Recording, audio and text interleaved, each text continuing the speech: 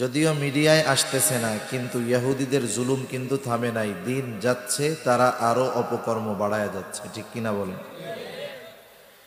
কারণ এখন আমাদের দেশের মিডিয়াগুলো নির্বাচন নিয়ে কিছুদিন নাচানাচি করলো বেশি, এখন সরকার গঠন নিয়ে নাচানাচি করবে, এখন লেখালেখি করবে এই সরকার টিকবে কিনা, যেহেতু ইংল্যান্ড তথা যুক্তরাষ্ট্র, যুক্তরাজ্য, কানাডা সাপোর্ট দেয় নাই। কত ইস্যু যে আসে বাংলাদেশে, ইস্যুর ঠিক নাই। অনেক সময় এই ফালতু ইস্যুর কারণে মূল বিষয়গুলো ঢাকা পড়ে যায়। বর্তমান দুনিয়ার এই জালেম ইহুদিরা মুসলমানদের উপরে নির্বিচারে গণহত্যা চালিয়ে যাচ্ছে। এতদিনে মনে হয় অফিসিয়াল হিসাব অনুযায়ী 30,000-এর বেশি হবে নিরপরাধ মুসলমানদেরকে ওরা শহীদ করেছে। সম্মানিত উপস্থিতি, পবিত্র কোরআনুল কারীমের সর্বাধিক পাঠিত সূরার নাম হলো সূরাতুল ফাতিহা। প্রতি নামাজের প্রত্যেক রাকাতে সূরা ফাতিহা লাগেই, এটা জামাতে পড়া হোক আর একাকী পড়া হোক। জামাতে যখন পড়া হয় ইমামের কেরাত, মুসল্লির কেরাত, নিজে যখন পড়া হয় নিজেই পড়ি আমরা। সূরা ফাতিহার অনেকগুলো নাম আছে। সূরা ফাতিহার অনেকগুলো নামের মধ্যে একটি নাম হলো সূরাতুদ দুআ। নাম কি বলেন? কেন?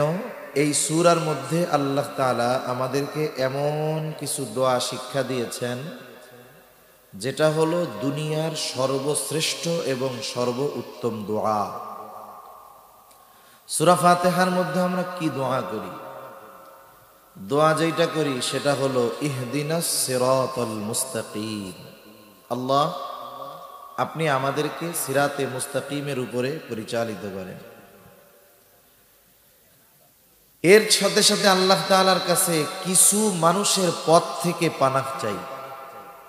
বলি, আল্লাহ ওই পথ সিরাতাল্লাযীনা আনআমতা আলাইহিম, আপনি যাদের উপরে অনুগ্রহ করেছেন তাদের ওই পথের উপরে আমাদের পরিচালিত করেন।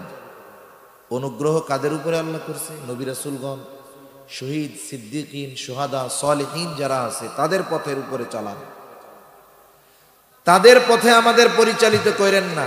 কারা? গায়রিল মাগদুবি আলাইহিম ওয়ালাদ-দাল্লিন, যারা মাগদুব, অভিশপ্ত, দল, পথভ্রষ্ট তথা ইহুদি এবং খ্রিস্টানদের পথে আমাদের পরিচালিত করেন না, বরং তাদের পথ থেকে আমাদের বাঁচান। তাহলে এই ইহুদি খ্রিস্টানদের পথ এটা এত জঘন্য পথ যে আল্লাহ তাআলা সর্বশ্রেষ্ঠ ইবাদতের মধ্যে তাদের পথ থেকে আল্লাহ তাআলার কাছে আশ্রয় চাওয়া, এটাকে সর্বশ্রেষ্ঠ দোয়ার মধ্যে আল্লাহ তাআলা অন্তর্ভুক্ত করেছেন। এজন্য এই অভিশপ্তদের পথ থেকে আমাদের বেঁচে থাকার দরকার। আর এই অভিশপ্ত পথভ্রষ্ট জাতি এ দুনিয়াতে এখনো আছে না নাই? এজন্য আল্লাহ তাআলা কোরআনুল কারীমের মধ্যে বলেন, এই জাতির সাথে সম্পর্ক গড়ার থেকে দূরে থাকতে হবে। অথচ আফসোসের বিষয় হলো এদের সাথেই আমাদের বন্ধুত্ব সম্পর্ক বেশি। মানুষের মানবিক প্রয়োজনে তাদের সাথে সম্পর্ক রাখা যেতে পারে, সেটা ভিন্ন কথা। একই জায়গায় থাকেন, সহ অবস্থান করেন, আপনার প্রতিবেশী, সেই হিসাবে তার সাথে এক ধরনের আচরণ হবে। কিন্তু এই অভিশপ্ত এবং পথভ্রষ্ট এই জাতির কোনো মানুষকে নিজেদের অন্তরঙ্গ বন্ধু রূপে গ্রহণ করা যাবে না। আল্লাহ তাআলা নিষেধ করেছেন। আল্লাহ বলেন, ইয়া আইয়ুহাল্লাযীনা আমানু লা তাত্তাখিযুল ইয়াহুদা ওয়ান নাসারা আউলিয়া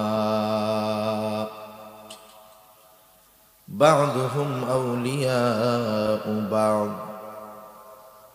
আল্লাহ তাআলা বলেন, ইয়া আইয়ুহাল্লাযীনা আমানু, হে ঈমানদারেরা, লা তাত্তাখিযুল ইয়াহুদা ওয়ান নাসারা আউলিয়া, তোমরা ইহুদি নাসারাদেরকে বন্ধুরূপে গ্রহণ করো না। কেন করবা না? বা'দুহুম আউলিয়াউ বা'দ, কারণ তারা পরস্পর পরস্পরের বন্ধু। এই জন্য তাকায় দেখেন, যখন ইহুদিরা মুসলমানদের উপরে আক্রমণ করেছে, সর্বপ্রথম তাদেরকে সাপোর্ট দিয়েছে আমেরিকা। শুধু তাই না, ওই আমেরিকা এই ঘোষণা দিয়েছে, ইসরায়েলকে রক্ষা করার জন্য যত কিছু করার দরকার সব কিছু তারা করার জন্য তৈরি। কেউ যদি ইতিহাস জানেন তাহলে জানবেন, ইহুদি এবং খ্রিস্টানদের মধ্যে কিন্তু চরম দ্বন্দ্ব।